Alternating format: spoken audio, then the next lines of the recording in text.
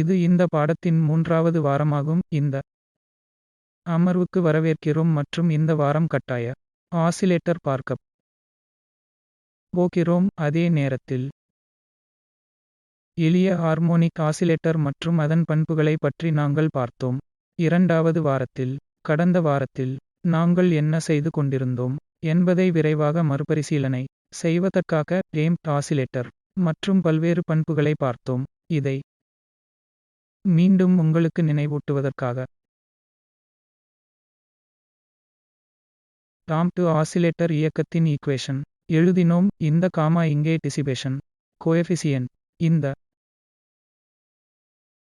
Equation தீர்வையும் நாங்கள் பெற்றோம் மற்றும் ஸ்கொயர் ரூட்டு குள் இங்கே உள்ள குவாண்டிட்டி மதிப்பை பொறுத்து டேம்ப்ட் ஊசலாட்டத்தை அல்லது நீங்கள் வெறுமனே எந்த ஆசிலேஷன் பெற மாட்டீர்கள். வேறு வார்த்தைகளில் கூறுவதானால் நாம் பார்த்தது ஐ சுருக்கமாக கூற முயற்சித்தேன். இது முதல் வழக்கு, கனமான ஈரமான இன் வழக்கு என்று நாம் வெறுமனே அழைத்தது. இதனால் இந்த நிலை திருப்தியாக இருக்கும்போது நிகழ்கிறது. இது இங்கே இந்த வழக்கில் டிஸ்பிளேஸ்மெண்ட் இங்கே காட்டப்பட்டுள்ளது. நீங்கள் ஒரு புஷ் ஐ கொடுங்கள், இது சில தூரத்திற்குச் சென்று ஈக்விலிபிரியம் பொசிஷன் நோக்கி வருகிறது. 2வது வழக்கு, இது கிரிட்டிக்கல்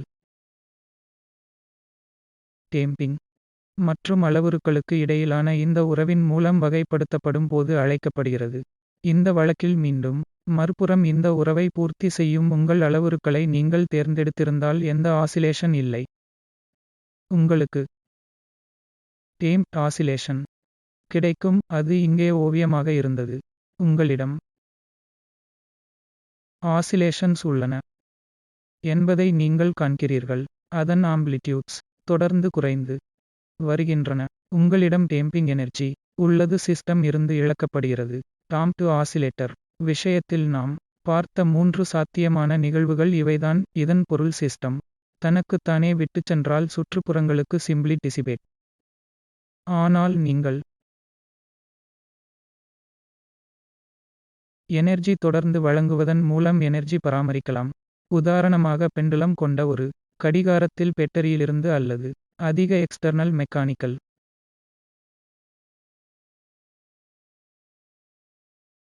கிளாக்கிலிருந்து ஒருவர் உண்மையில் விசையை திருப்புகிறார். அதனால் எனர்ஜி சேமித்து விநியோகம் செய்கிறது. நீங்கள் அதை செய்யவில்லை என்றால் கடிகாரம் சில வினாடிகளுக்கு மேல் வேலை செய்யாது.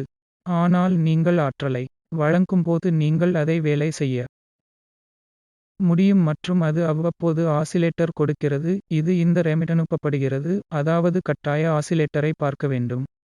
அடிப்படையில் நாம் தொடர்ந்து ஆற்றலை கொடுக்கும் கருத்தை ஐ நாம் மாதிரியாக கொள்ள வேண்டும். நான் எழுதிய இயக்கத்தின் ஈக்குவேஷன் பார்த்தால் இங்கே இது ரைட் ஹேண்ட் சைடு இந்த பகுதியை தவிர டாம்ப்டு ஆசிலேட்டர் க்கு மிகவும் ஒத்ததாக தெரிகிறது. எனவே F0 என்பது ஐ கட்டாயப்படுத்தும் ஆம்ப்ளிடியூட். எனவே ரைட் ஹேண்ட் சைடு இந்த சொல் நீங்கள் ஆற்றலை காலத்தின் செயல்பாடாக வழங்குகிறீர்கள் என்று கூறுகிறது. இந்த வழக்கில் நாம் எழுதிய மாதிரி F0 என்பது ஆசிலேஷன் ஆம்ப்ளிடியூட் என்றும் அதனுடன் ஒரு கொசைன் அல்லது காஸ் ஒமேகா t ஐ இணைக்கவில்லை என்றும் கூறுகிறது. நீங்கள் ஊசலாட்டங்களை ஒரு சைனூசாய்டல் மேனர் வழங்கும் எக்ஸ்டர்னல் ஃபோர்ஸ் டாம்ப்டு ஆசிலேட்டர் கட்டாய ஆசிலேட்டர் அலைக்கும் இடையிலான வேறுபாடு ஆகும். இது இங்கே ரைட் ஹேண்ட் சைடு கொடுக்கப்பட்டுள்ளது.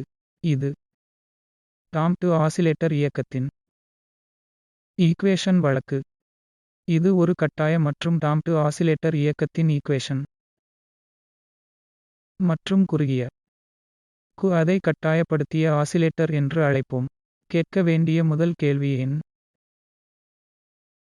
இந்த குறிப்பிட்ட வடிவமான எழுத்துக்குறிகள்? இந்த குறிப்பிட்ட வகை எக்ஸ்டர்னல் கட்டாயத்தின் வடிவத்தை நாங்கள் தேர்ந்தெடுத்தோம். அது வேறு எதையும் இருந்திருக்க முடியும். காரணம், நான் அதை F0 காஸ் ஒமேகா t அல்லது F0 சைன் ஒமேகா t அல்லது மிகவும் சிக்கலான செயல்பாடாக தேர்வு செய்திருக்கலாம். பொதுவாக இது காலத்தின் சில செயல்பாடாக இருந்திருக்க வேண்டும் என்பது அவசியமில்லை. ஆனால் நல்ல விஷயம் என்னவென்றால் நான் எந்த ஆர்பிட்ரரி ஃபங்க்ஷன் தேர்வு செய்தால் அதை ஃபோரியர் டிரான்ஸ்ஃபர்மேஷன் எனப்படும் சைன் மற்றும் கொசைன் செயல்பாடுகளின் அடிப்படையில் எப்போதும் முடியும். நான் அதைச் செய்தால் பொதுவாக மத்திய மற்றும் நான் தீர்க்க வேண்டிய எளிய பிரச்சினை என்னவென்றால் இங்கே எழுதப்பட்டிருப்பது அடிப்படையில் இது. இதை என்னால் தீர்க்க முடிந்தால் T இன் F என்ற பொதுவான கட்டாயத்திற்கான ஒரு சிக்கலை நான் அடிப்படையில் தீர்த்துவிட்டேன். எனவே ஒரு கொசைன் அல்லது சைன் வகையான கட்டாயத்தை எவ்வாறு தீர்ப்பது என்று எனக்குத் தெரிந்தால் போதும். எனவே நாம் நினைவில் கொள்ள வேண்டிய முதல் அஸ்பெக்ட் அது மிகவும் கட்டுப்படுத்தப்படவில்லை. உண்மையில் நாம் மிகவும் பொதுவான சிக்கலை தீர்க்க முயற்சிக்கிறோம். இப்போது இந்த ஈக்குவேஷன் தீர்ப்பதில் நாங்கள் ஆர்வமாக உள்ளோம். இந்த சமன்பாட்டை தீர்ப்பது எப்படி என்பதை பார்ப்போம். இது அடிப்படையில் இந்த மாட்யூல் நாம் செய்யப்போவது. ஆசிலேட்டரின் 2 பதிப்புகளும் என்னிடம் உள்ளன. இது ரைட் ஹேண்ட் சைட்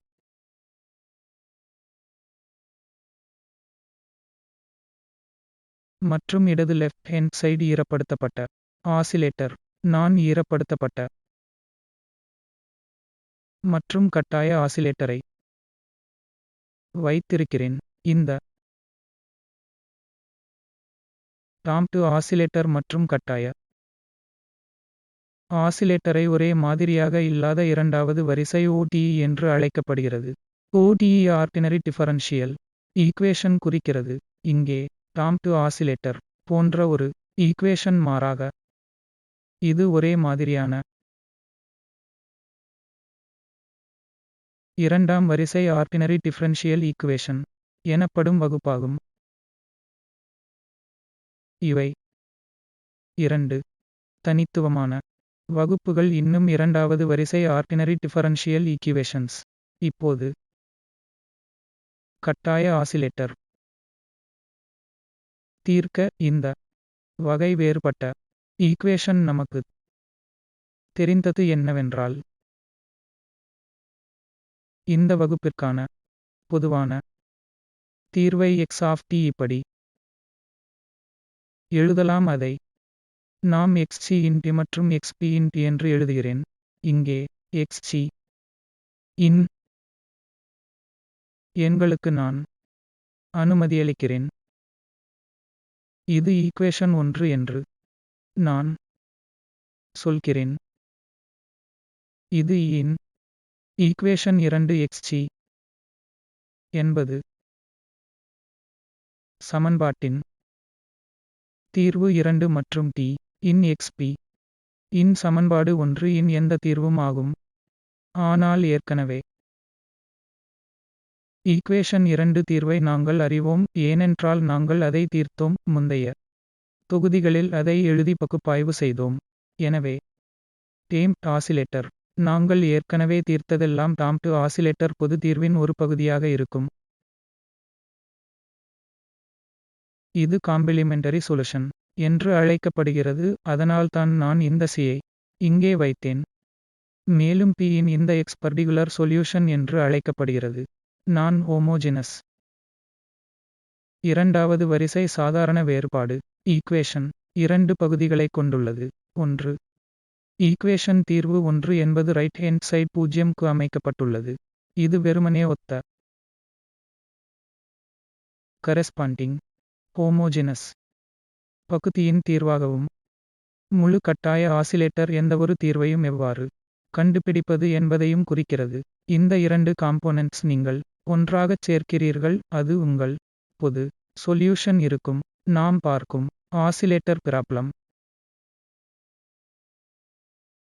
பின்னணியில் இந்த தீர்வை இன்னும் கொஞ்சம் பிசிக்கல் சென்ஸ் பார்க்கலாம். இங்கே xc என்பது காம்பிளிமெண்டரி சொல்யூஷன். இந்த காம்பிளிமெண்டரி சொல்யூஷன் டாம்டு ஆசிலேட்டர் தீர்வு மட்டுமே. மற்றும் டாம்டு ஆசிலேட்டர் சொல்யூஷன் மூலம் நாம் அறிந்தது என்னவென்றால் அந்த எல்லா நிகழ்வுகளிலும் உள்ளவற்றை மறுபரிசீலனை செய்ததைப் போலவே நேரம் முடிவிலிக்கு செல்லும் இப்போது நீங்கள் தேர்ந்தெடுக்கும் பல்வேறு அளவுருக்கள் எதுவாக இருந்தாலும் ஆசிலேஷன் சிஸ்டம் இல்லை. இந்த வழக்குக்கு நீங்கள் நீண்ட நேரம் காத்திருந்தால் ஆசிலேஷன்ஸ் இறந்திருக்கும். நாம் சந்திக்கும் எல்லா நிகழ்வுகளிலும் ஆசிலேஷன் மறைந்துவிடும். மற்றும் தெளிவாக காரணம் T இன் xc-க்கு இந்த min e⁻⁻pd காலத்தைக் கொண்டிருப்பதால் நேரம் முடிவிலியை நோக்கிச் செல்லும்போது இது ஆசிலேஷன் கொல்லும். நீங்கள் நீண்ட நேரம் காத்திருந்தால் எந்த ஆசிலேஷன் நீங்கள் காண மாட்டீர்கள். இந்த வகையான நடத்தை என்பது டிரான்சியன்ட் அழைக்கப்படும். இது டிரான்சியன்ட் காரணம் நீங்கள் ஆசிலேஷன் பெறுவீர்கள். ஆனால் இது ஒரு குறிப்பிட்ட அளவுருக்களை தேர்வு செய்ய குறுகிய காலத்திற்கு மட்டுமே இருக்கும். இப்போது இந்த இரண்டாவது பகுதி xp-இன் இந்த விஷயத்தில் மீண்டும் நாம் சிஸ்டம் உடல் ரீதியாக என்ன நடக்கிறது என்பதை பார்க்க வேண்டும். என்னிடம் ஆசிலேட்டரி சிஸ்டம் உள்ளது, இது டிசிபேட்டிவ் சக்திகளால் டேம்ப் பெறுகிறது. ஆனால் நான் அதை வெளிப்புறமாக சில ஆற்றலையும் செயல்முறையையும் கொடுக்க முயற்சிக்கிறேன். மற்றும் எக்ஸ்டர்னல் கட்டாயப்படுத்துதல் ஒரு கொசைன் ஃபங்க்ஷன் மூலம் மாற்றியமைக்கப்படுகிறது. ஃப்ரீக்குவன்சி ஒமேகா உள்ளது. நான் ஓட்டும் ஒமேகா நீங்கள் ஒரு தோட்டத்திற்குச் செல்வது போன்ற உடல் சூழ்நிலையை கற்பனை செய்வது போல ஒரு ஊஞ்சல். மற்றும் ஒவ்வொரு இப்போது பின்னர் நீங்கள் அதை ஊசலாட வைக்கும் ஒரு உந்துதலை கொடுக்க. இப்போது நீங்கள் செய்யும் அதிர்வெண் ஓட்டுநர் ஃப்ரீக்குவன்சி என்றும் இங்கே இந்த ஒமேகா ஓட்டுநர் அதிர்வெண் என்றும் அழைக்கப்படுகிறது. இப்போது இறுதியில் நீங்கள் இதைச் செய்தால் கணினிக்கு அதன் சொந்த இயக்கவியல் என்ன நடக்கும் என்று கற்பனை செய்து பாருங்கள். நீங்கள் சிஸ்டம் தொந்தரவு செய்யாவிட்டால் அது அதன் சொந்த ஃப்ரீக்குவன்சி ஆசில்லட்ஸ்.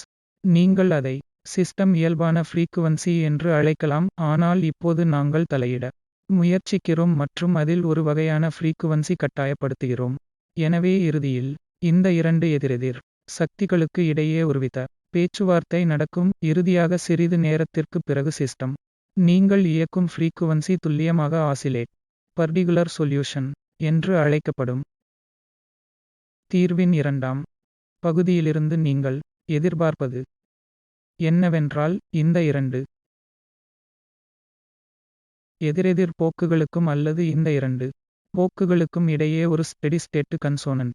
இதை மனதில் வைத்துக் கொள்வதற்காக ஸ்டெடி ஸ்டேட்டு காம்பிளிமெண்டரி சொல்யூஷன் நீங்கள் எதிர்பார்க்கலாம். நிரப்பு தீர்வு என்பது ஒரு டிரான்சியன்ட் என்பதை மீண்டும்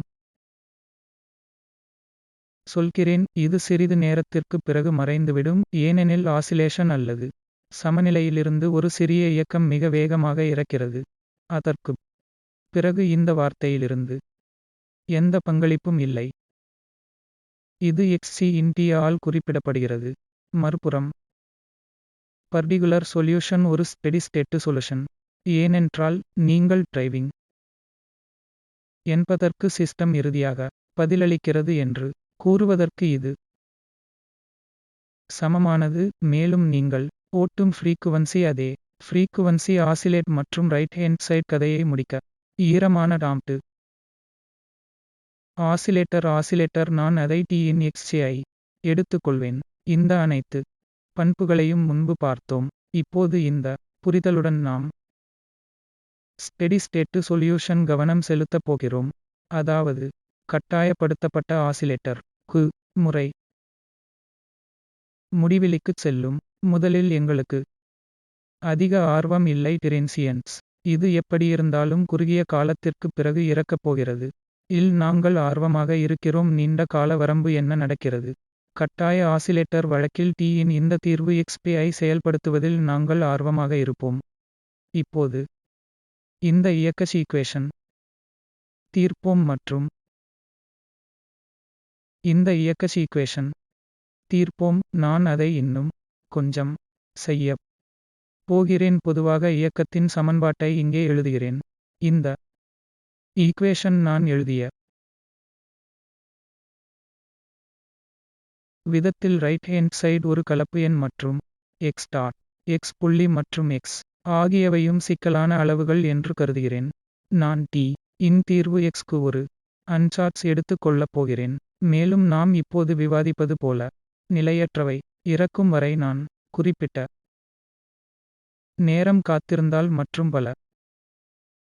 அதன் பிறகு கோண ஃப்ரீக்குவன்சி ஒமேகா சிஸ்டம் ஆசிலேஷன் கொள்வதையும் நீங்கள் காண்பீர்கள். இந்த நிலையில்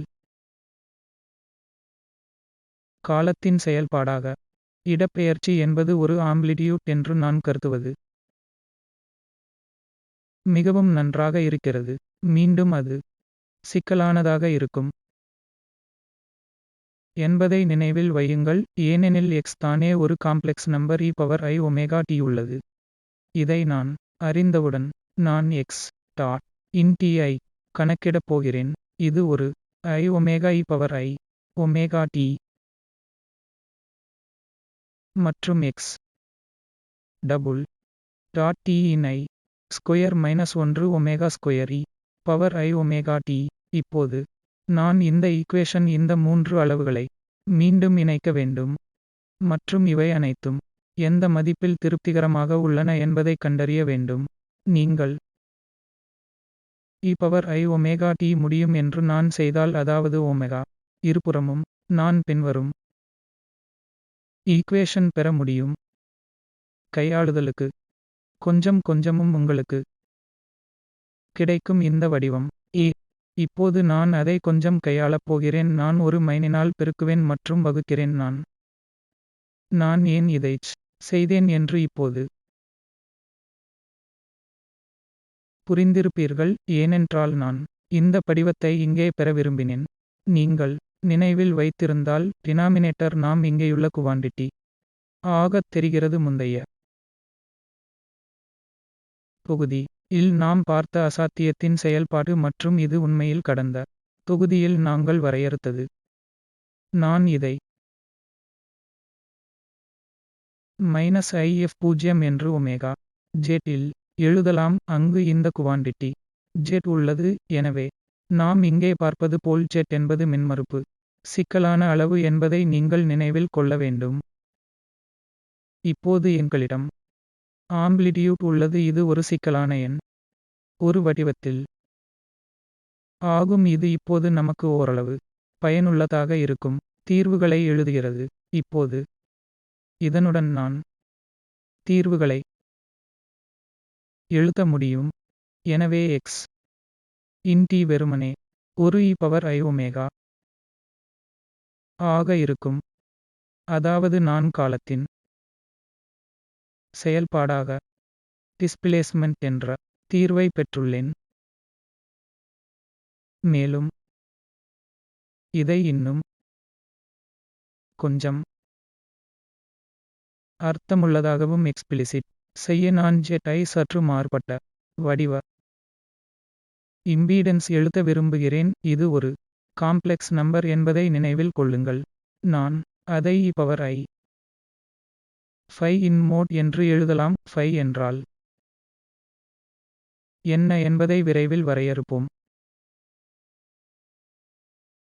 ஆனால் இது இம்பீடன்ஸ் காம்ப்ளெக்ஸ் நம்பர் இருந்தால் φ என்றால் என்ன என்பதைக் கண்டுபிடிப்பது எளிது. முந்தைய தொகுதியில் இந்த மேனிப்புலேஷன்ஸ் மீண்டும் செய்துள்ளோம். இப்போது இதை எனது எக்ஸ்பிரஷன் x(t)க்கு செருகுகிறேன். இது -if0 மோட் jt⍵க்கு ωt φ ஆக இருக்கும். இப்போது நேரத்தின் செயல்பாடாக டிஸ்பிளேஸ்மெண்ட் தீர்வு என்னிடம் உள்ளது. எனவே டிஸ்பிளேஸ்மெண்ட் தீர்வு இங்கே எழுதப்பட்டுள்ளது மற்றும் மேக்னிடியூட் இம்பீடன்ஸ் மாடுலஸ் ஜெட் இன் தொகுதிகள் இங்கே எழுதப்பட்டுள்ளன மற்றும் டான் பை. இதிலிருந்து நாம் உண்மையில் எக்ஸ்டிராக்ட் φ ஆனது m⍵ -s π மூலம் கொடுக்கப்படும். இந்த ஃபார்முலா கொடுக்கப்பட்ட டிஸ்பிளேஸ்மெண்ட் பற்றி வெளிப்படையாக ஏதாவது சொல்ல எங்களிடம் எல்லாம் உள்ளது. இப்போது தீர்வை இன்னும் சற்று கவனமாக பார்ப்போம். எனவே முதல் விஷயம் என்னவென்றால், நாம் எதிர்பார்த்தபடி இடப்பெயர்ச்சி ஒரு ஆசிலேட்டரி ஃபங்க்ஷன் மாறும் என்று மாறிவிடும் மற்றும் ஆசிலேஷன் ஃப்ரீக்குவன்சி ஒமேகா ஆகும். இது உண்மையில் நீங்கள் இயக்கும் ஃப்ரீக்குவன்சி. இந்த ஒமேகா உங்களிடம் சிஸ்டம் உள்ளது என்பதை நினைவில் கொள்க. இந்த சிஸ்டம் வெளிப்புறமாக ஒமேகா உடன் இயக்குகிறீர்கள். இறுதியாக இந்த அமைப்புக்கு அதே ஃப்ரீக்குவன்சி பதிலளிக்கிறது. அதே ஆசிலேட்டரி ஃப்ரீக்குவென்சி உள்ளது. மேலும் சில ஒப்பீடுகளைச் செய்ய எனது எக்ஸ்டர்னல் கட்டாயம்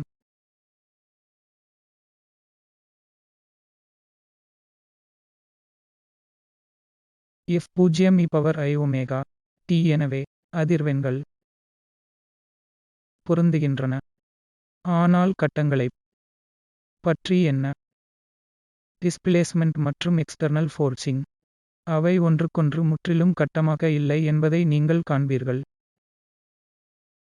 நீங்கள் கவனிக்கும் கட்டாயம் என்னவென்றால் எக்ஸ்டர்னல் கட்டாயத்தைப் பொறுத்தவரை ஒரு இடப்பெயர்ச்சி x இன் t இந்த கூடுதல் கட்டத்தைக் கொண்டுள்ளது. அது அதனுடன் இணைக்கப்பட்டுள்ளது மற்றும் அளவு இந்த மெக்னிடியூட் ms மற்றும் காமாவின் மதிப்பை பொறுத்தது. எனவே எக்ஸ்டர்னல் கட்டாய க்கும் பேஸ் டிஃபரன்ஸ் டிஸ்பிளேஸ்மெண்ட் இடையில் இன் ஃபோர்ஸ்ட் ஆசிலேட்டர் எப்போதும் இருக்கும். முதல் பாடம் என்னவென்றால் எக்ஸ்டர்னல் கட்டாயப்படுத்தல் மற்றும் டிஸ்பிளேஸ்மெண்ட் அவர்களுக்கு ஒரே கோண ஃப்ரீக்குவன்சி உள்ளது. இரண்டாவது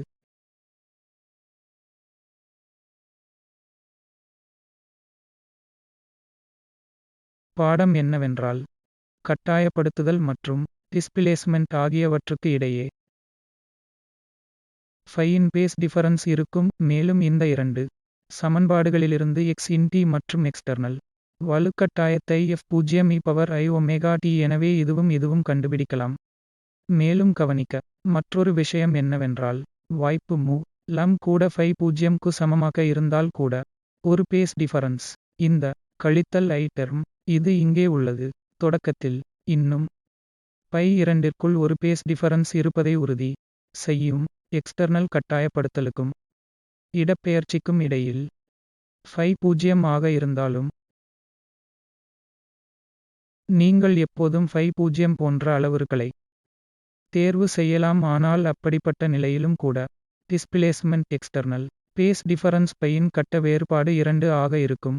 உண்மையில் மிகவும் துல்லியமாக டிஸ்பிளேஸ்மெண்ட் ஒரு கட்டம் 2 ஆல் பின்தங்கி விடும் எக்ஸ்டர்னல் வலுக்கட்டாயத்தை பொறுத்து. டிஸ்பிளேஸ்மெண்ட் மேக்ஸிமம் ஆம்ப்ளிடியூட் f0 ஆல் ஒமேகா மோட் z ஆக உள்ளது. இது இங்கே கொடுக்கப்பட்டுள்ளது. எனவே இந்த 4 வகையான அடிப்படை படிப்பினைகள் இலிருந்து நாம் கற்றுக்கொண்ட பகுப்பாய்வுகளுடன் இப்போது நாம் சென்று உண்மையில் ஒரு எக்ஸ்பிளிசிட் தீர்வின் வடிவத்தை எழுதலாம். இது அதிகமாகவோ அல்லது குறைவாகவோ நாம் இங்கே முயற்சிக்கப்பட்ட எல்லாவற்றையும் தெரிவிக்கிறது. இப்போது நான் இந்த சிக்கலை தீர்க்க முயற்சிக்கிறேன் என்று சொல்கிறேன். mx இரட்டை அல்ல பிளஸ் காமா x.s x என்பது f0 sin ஒமேகா t க்கு சமம். இந்த பிரச்சினைகளை குறிப்பாக இங்கே எழுதப்பட்ட இயக்கத்திற்காக தீர்க்க விரும்புகிறேன். இது f0 sin ஒமேகா t அல்ல. நீங்கள் திரும்பிச் சென்று கட்டாயப்படுத்துவதற்காக நாங்கள் உண்மையில் தீர்க்க முயற்சித்த சிக்கலை பார்த்தால் f0 இருந்தது. அதாவது அது உண்மையில் f0 cos omega t plus I f0 sin omega t. சில அர்த்தத்தில் நாங்கள் ஏற்கனவே கொசைன் மற்றும் சைனுசாய்டல் டிரைவிங் எங்களுக்கு தேவையான அனைத்தையும் தீர்த்துள்ளோம். ஐசோலேட் தனிமைப்படுத்த வேண்டும் f0 sin omega t drive. நான் செய்ய வேண்டியது என்னவென்றால் இடப்பெயர்ச்சிக்காக நான் பெற்ற முடிவை நகலாக்க வேண்டும். I உடன் தொடங்க எழுதுகிறேன். எனவே t இன் x ஆக இருந்தது. இது எங்களுக்கு இருந்த தீர்வு. x என்பது காம்ப்ளெக்ஸ் குவாண்டிட்டி என்பதை மீண்டும் வலியுறுத்துகிறேன். அதாவது இப்போது நான் I உள்ளே பெருக்குகிறேன் என எழுதப்பட்டிருக்கலாம். இதில் நான் ஒமேகா மோட் z ஆல் f0 ஐ பெறுவேன். மேலும் minus I cos omega t minus 5 minus I பெருக்கப்படும்போது எனக்கு +1 கிடைக்கும். நான் இப்போது செய்ய வேண்டியது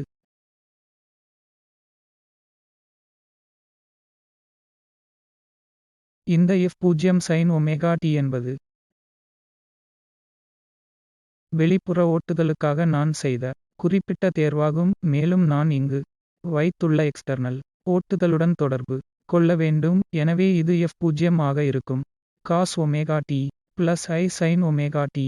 எனவே நான் எதிர்பார்க்கும் சரியான தீர்வு அனைத்தும் தீர்வின் இமேஜினரி பார்ட் இருக்க வேண்டும். ஏனெனில் இங்குள்ள I இல் உள்ள கட்டாயம் தோன்றும். அதாவது இந்த வகையான எக்ஸ்டர்னல் டிரைவிங். இப்போது தீர்வை ஒமேகா மோட் z ஆல் x இன் t என்பது f0 க்கு சமம் என எழுதலாம்.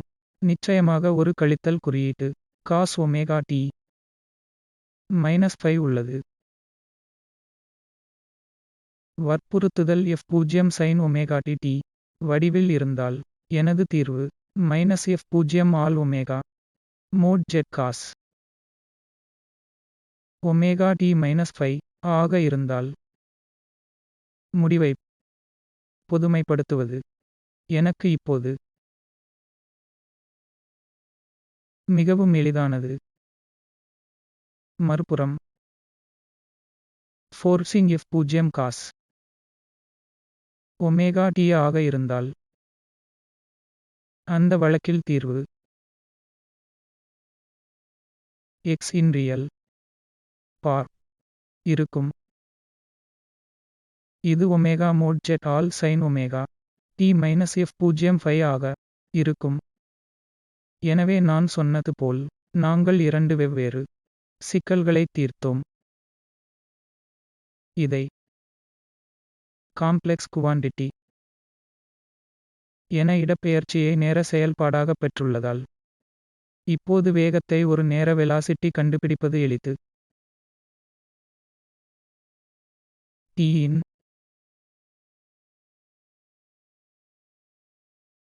v ஆல் நான் குறிப்பிடும் நேரத்தின் செயல்பாட்டின் வெலாசிட்டி இந்த செயல்பாட்டின் ஃபர்ஸ்ட் டெரிவேட்டிவ் இருக்கும். அது f0 ஒமேகா மோட் z மூலம் I omega into e power I omega t -5 ஆக கொடுக்கும். மற்றும் ஒமேகா ரத்து செய்யும்.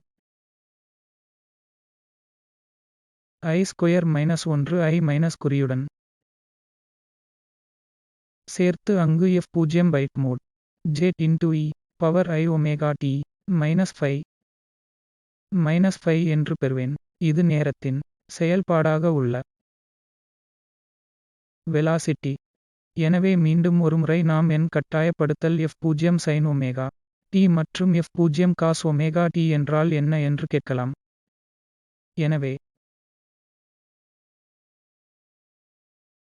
கட்டாயப்படுத்துவது f0 sin omega t I என்றால் நான் இந்த குவாண்டிட்டி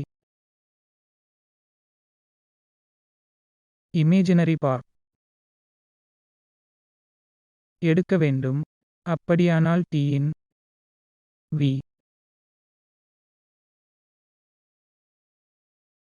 என்பது f0 மோட் z ஆல் sin ஒமேகா t -5 க்கு சமமாக இருக்கும்.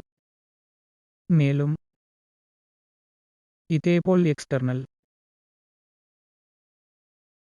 Forcing f0 cos omega t ஆக இருந்தால் v இன் t என்பது இந்த வெலாசிட்டி முடிவின் ரியல் பார்ட் இருக்கும். இது மோட் z ஆல் மோட் z ஆக இருக்கும். f0 ஆக cos ஒமேகா t -5 ஆக இருக்கும். இப்போது நான் வெலாசிட்டி இந்த எக்ஸ்பிரஷன் இன்னும் நெருக்கமாக ஆராய்ந்தால் இடையில் உள்ளது மற்றும் பெற்ற வேகத்திற்கான வெளிப்பாடு எப்போதும் phi in phase difference ஐ கொண்டிருக்கும் என்பதை நீங்கள் காண்பீர்கள்.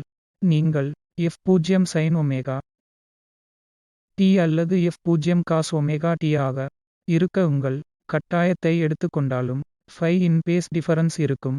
velocity external விசையும் phi மூலம் கட்டமாக மாறுபடும். ஆனால் நீங்கள் phi 0 க்கு சமமாக இருக்கும் அளவுருக்களை தேர்வு செய்தால் அந்த நிலையில் கட்டாயமும் வேகமும் ஒன்றோடொன்று கட்டமாக இருக்கும். மீண்டும் அது எந்த வகையான கட்டாயத்தை நீங்கள் தேர்வு செய்கிறீர்கள் என்பதைப் பொறுத்தது அல்ல. மேலும் மீண்டும் ஒருமுறை உங்களுக்கு நினைவூட்டுவதற்கா phi என்பது m ஒமேகா மைனஸ் s காமாவால் வகுக்கப்பட்ட ஒமேகாவால் வழங்கப்படுகிறது. நீங்கள் phi கண்டுபிடிக்க விரும்பினால் இந்த குவாண்டிட்டி டான் இன்வெர்ஸ் ஐ சுருக்கமாக கூற வேண்டும். முடிவுகள் ஐ ஒன்றாகச் சேகரிக்க நாங்கள் இந்த ஈக்குவேஷன் காம்ப்ளெக்ஸ் ஃபார்ம் தீர்த்தோம். எனவே f0 sin ஒமேகா t மற்றும் f0 cos ஒமேகா t ஆகிய இரண்டு வகையான விசைகளுக்கும் எங்களிடம் முடிவுகள் உள்ளன. எடுத்துக்காட்டாக கட்டாயப்படுத்துவது f0 cos ஒமேகா t என்று வைத்துக் கொள்வோம். இதுவே எக்ஸ்டர்னல் ஃபோர்சிங் இருந்தால் இப்போது எனது இயக்கச் ஈக்குவேஷன் x இரட்டை புள்ளி மற்றும் gamma x dot plus s x ஆக இருக்கும்.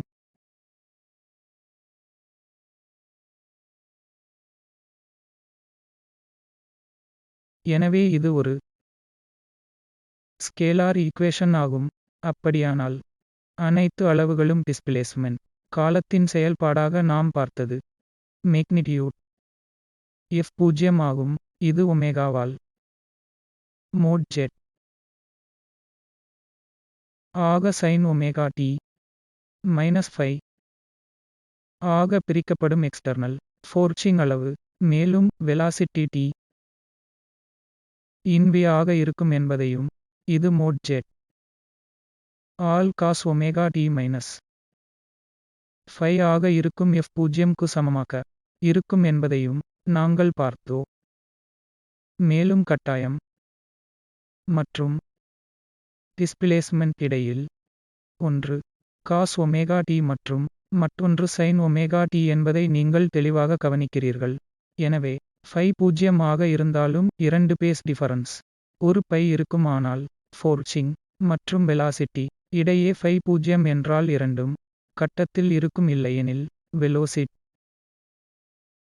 மற்றும் ஃபோர்சிங் இடையே ஒரு phi in phase difference இருக்கும். இந்த சுருக்கத்துடன் ஃபோர்ஸ்ட் ஆசிலேட்டர் இன்னும் சில பண்புகளை அடுத்தடுத்த சப்செக்வென்ட் மாடுலஸ் பார்ப்போம்.